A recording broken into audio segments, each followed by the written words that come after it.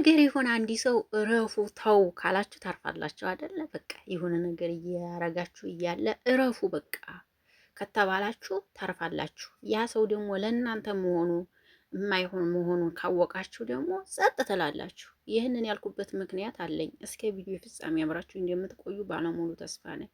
ዛሬ ለምንድን ነው ሄሉንና እንዳልከን አንድ ላይ ይዘሻችሁ የመጣችሁ ልትሉ ትችላላችሁ። ግን ሀሳቤን ሰምታችሁ ደግሞ ሀሳብ ልትሰጡ ትችላላችሁ ብዬ አስባለሁ። ሰላም ጤና ይስጥልኝ አድማጭ ተመልካቾቼ፣ አቢኔ ለዚህ ቤት አዲስ ከሆናችሁ ቤተሰብ ሆኖ አብራችሁ ላላችሁ አመሰግናለሁ።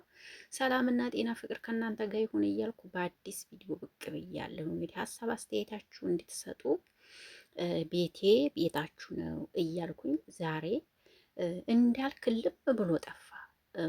ልም ብሎ የጠፋበት ምክንያት ምን ይመስላችኋል? ልም ብሎ ጠፋ ምክንያቱም አንዲት ሰው ብላችሁት ያ ሰው ለእናንተ የማይሆን ከሆነ በቃ እልም ብሎ መጥፋት ነው አይደል እንዴ? እና እንዳልክ ስንት ቀኑ ነው ከሚዲያ የተጠፋ? ጠፍቷል። የሆነ ጊዜ ቪዲዮ የናሄን ፎቶ ምናምን አድርጎ ብቻ ቪዲዮ ሰራ። ከዛም በኋላ ጠፋ።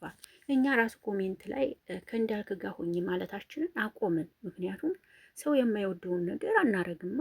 ሰው የሚወደውን ነገር እኛ ከእንዳልክ ጋር ሆኜ ብለን ለሄሉዬ ኮሜንት ስንጽፍ ብዙ ሰው ከስር ከኮሜንት ስር እኛ ከምንጽፈው ስር ሌላ ነገር የሚሉ ብዙዎች ስላሉ እኛ ምረፉ ከተባል በቃ አረፍን። እኛ ይህንን ያልንበት ምክንያት ያው መልካም ለመልካም ስለሆኑና አሁን ላይ ስናየው ጥሩ እንደሆነ ስላየን እንጂ የማንንም ውስጥ ከፍተን የምናይ ሰዎች አይደለንም። ሁላችንም በከሌ ማን ነው የሚለው በራሱን እንጂ ውስጡን ማንም ሰው የሚያውቅ የለም። ውስጡን አንድ ፈጣሪ ብቻ ነው ጥሩም ሆኖ መጥፎም ሆኖ የሚያየው አንድ አምላክ ብቻ ነውና እንዳልክ ልም ብሎ የጠፋበት ምክንያት እንግዲህ ይሄ ነው። ምክንያቱም ሄሉ በቃ ለሱ እንደማትሆን እንደማትመለስለትና እንደማትመጣለት ቆርጦለታል። አሁን ላይ የእውነት ስነግራችሁ ማለት ነው። ይሄንን ስነግራችሁ እኔ እውነቴን ነው። ባይቆርጥለት ኑሮ እስካሁን ድረስ ይመጣ ነበር። አልመጣም። በቃ ቆርጦለታል። አየ አየ አየ አየ አየ የማይሆን ነው። ገባችኋ? አሁን ላይ ያብ ከያብ ጋር ሁና ሄሉ ደስተኛ ሁና እያያት ስለሆነ መበጥበጥ አልፈልግም ማለት እና በኮሜንትም ደግሞ እንዳልክ ጋራ ተወደድካት ሂደህ ለምን አለችበት ሂደህ አትታረቃትም? ለምንድን ነው ቪዲዮ የምሰራባት ምናምን ልሸቀልባት ነው እንዴ ብዙ ያሉት ሰዎች ስላሉም በቃ አሁን ላይ እንዳልክ አቁሟል ማለት ይቻላል። እንግዲህ እኔም ባልላችሁ እናንተ ታውቃላችሁ። አሁን ላይ ሄሉ ስትመጣ እንዳልክ ብሎ የሚጽፍ ሰው የለም። ኮሜንት ላይ ካያችሁ ትተዋል በቃ። ምክንያቱም አንድ ሰው የሆነ ነገር ብሎ ያ ሀሳብ ተቀባይነት ከሌለው ለምን የሰው ስም ዝም ብሎ ይጻፋል? እኛ ማንኛውንም ሰው ተጣመሩልን፣ ኑልን፣ አንድ ላይ ሆኑልን የምንለው ስናያቸው ሲመቹን ስለወደድናቸው ነው አይደል? ያን ሰው አንድ ላይ እንዲሆኑልን የምንፈልገው ሁሉንም ሰው እኮ እኛ ነን እኮ ቅመሞች ነን እኮ ያጣመርናቸው አይደል እንዴ? ነን እኮ እከሌ እከሌ አለንም እዚህ ጋር ሁላችሁም ታውቃላችሁ። እከሌ ከከሌ ጋር ኑልን፣ እከሌ ከከሌ ጋር ኑልን እያለን ሁሉንም ያጣመርን ሰዎች ነን እኛ። ይሄ የታወቀ ነው። ቅመሞች ለማጣመር ማን ብሏቸው? እውነት ለመናገር አሁን ደግሞ ልዑልና ልዩንም እንዲጣመሩ ቅመሞች ይዘዋል ትግል። ቅመሞች አንድ ነገር ከጀመሩ ካላጣመሩ አይተውም። እውነት ለመናገር እንዲጣመሩ ይፈልጋሉ፣ እነሱንም ያጣምራሉ። ዝም ብላችሁ ተመልከቱ ማለት ነው። ቢዘገይም ማለት ነው ያጣምራሉ። ግን ይህን የምናደርገው እኛ የመልካም ማስተሳሰባችንን ነው፣ መልካምነታችን ነው። እውነት ለመናገር ማንም ሰው ይሄ የውስጥ ያ ለዚያ ለሰው አሁን ለምሳሌ አንዲት ልጅ ልዑልን ብትወድ ወይም ምን ብትል እኮ ከልጁ ጋር ተፋቀር አንድ ላይ ኑልን አትልም አይደል? ሲጀመር እዚህ ሀገር የሚሰሩ እህቶቼ የሰው ደስታ የሚያስደስታቸው ከነሱ ይልቅንስ ሰው ሲደሰት የሚደሰቱ ናቸው። እዚህ ስደት ዓለም ላይ ሆነው የሚሰሩ እህቶቼ 100% ማለት ነው 70% የሰው ደስታ የሚያስደስታቸው ናቸው። እውነት ስነግራችሁና ሰው አብሮ መጥቶ እይታ አግኝቶ ከፍ አለ ቦታ እንዲደርስ ቢፈልጉ ናቸው ቅመሞች።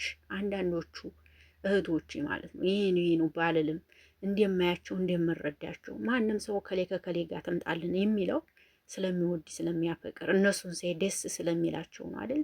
ስለዚህ ለዛም ነው ሄሉና እንዳልክ አንድ ላይ ኑልን እያሉ ኮሜንት ያኔ ሲጽፉ የነበረ እንጂ ማንም ሰው የማንንም ውስጥ የሚያውቅ የለም ልላችሁ ፈልጌ ነው። እና እንዳልክ ግን የእውነት አፍቃሪ ከሆንክ መግፋት ነበረብህ፣ ማቆም አልነበረብህም። እውነት ለመናገር አግኝታት እንኳ ተሷ መልስ መስማት ነበረብን እኛ ራሱ እና መግፋት ነበረብህ። አንተ ግን ያው ግማሽ ላይ አቆምከው ማለት ነው። ሂደህ አሁን ላይ ስቶፕ ብለህ አቆመዋል። ለምን እንዲያቆምከው አላቅም። መግፋትና መሄድ ነበረብህ። ነገር ግን አልገፋህም፣ አልሄድክም፣ ትተኸዋል። መተውህ ደግሞ እንግዲህ የራስ የሆነ ነገር ይኖርሃል። በውስጥም ደግሞ የተነገረ ነገር ሊኖር ይችላል። የምናውቀው ነገር የለም። እኛ የምናየው ሚዲያ ላይ ያለ እንጂ ከካሜራ ጀርባ ያለን ነገር አንድም የምናውቀው ነገር ስለሌለ እንዲዛም ይሆናል ብዬ አሰብኩኝ ማለት ነው። እና እንግዲህ እንዲያልክ እንግዲህ ደግሞ ከአንዱ አሸበላ ጋራ እስከሚመጣ እንግዲህ እንጠብቀዋለን። አይቀርመችም። አንድ የሚዲያ ሰው ትሆናችሁ የሚዲያ ተጠቃሚ ከሆናችሁ ግዴታ ነው ያው አብራችሁ የሚሆነውን ሰው ይዛችሁ ትመጣላችሁ። ምክንያቱም እንዳልክ በቲክቶክም ታዋቂ ስለሆነ ከሚዲያ የሚጠፋበት አንድም ነገር አይኖረውም። ምክንያቱም ይመጣል ይዞ ማለት ነው። ስለዚህ አብረን ሁሉንም እንግዲህ እዚህ የምንሆን ኢትዮጵያ የምንሆን መቼም ኢትዮጵያ ሄደን እኮ አሁን ላይ ሁሉም ሰው ዋይፋይ ይጠቀማል። ግዴታ እዚህ ብቻ አይደለም። ሁሉንም አብረን የምናይ ይሆናል። የሚያገቡትንም እናያለን፣ የሚወልዱትም የሚያገቡትንም እንግዲህ እነሱን እያየን እንግዲህ እኛም እንከተላለን እና የሄሉዬም እንግዲህ እስኪ የሄሉዬ መጨረሻ ባሏ ማን ነው የሚለውን እንግዲህ አብረን እየተጓዝን የምናይ ይሆናል ማለት ነው። ውድ አድማጭ ተመልካቾቼ ቪዲዮ ይሄን ይመስላል። ከተመቻችሁ ላይክ ሼር አድርጉት። እንግዲህ ዛሬ እንዳልክና ሄሉን ይዤ ስመጣ እንዳይከፋችሁ፣ የሚከፋችሁ ሰዎች ትኖራላችሁ፣ ግን እንዳይከፋችሁ ሌላ ነገር አስቤ ምናምን አይደለም። ሀሳብ ለመስጠት ያክል ነው። እንደው የሄሉ አድናቂዎች 100% ትረዳላችሁ። ሰው ላይ ዝም ብላችሁ ቱግ የምትሉ አይደላችሁም። ስርዓት አላችሁ። እውነት ለመናገር ስርዓት ጨዋ ናችሁ። በዚህ አጋጣሚ ላድንቃችሁ። በጣም ጨዋ ናችሁ። ኮሜንት እንኳን ትሰጡ በቃ የተማራችሁ ናችሁ።